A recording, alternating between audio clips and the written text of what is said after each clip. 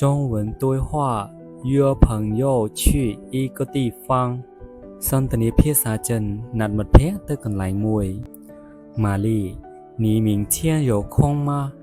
តើថ្ងៃស្អែកអ្នកទំនេរទេ大卫有啊怎么了ទំនេរតើមានអីមែនម៉ាលី我想约你去一个地方ខ្ញុំចង់ណាត់អ្នកទៅកន្លែងមួយ大卫什么地方啊កន្លែងអីទៅម៉ាលី BK 游乐园សួនកំសាន្ត BK 大卫我没去过也不认路ខ្ញុំមិនធ្លាប់ទៅទេក៏មិនស្គាល់ផ្លូវដែរម៉ាលី你会用谷歌地图吗តើអ្នកចេះប្រើ Google Map ទេ大卫会的ចេះតើម៉ាលី好我会发位置给你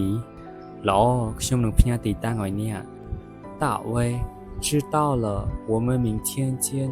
ដឹងហើយពួកយើងស្អែកជួបគ្នាម៉ាលី明天见拜拜ស្អែកជួបគ្នាបាយបាយ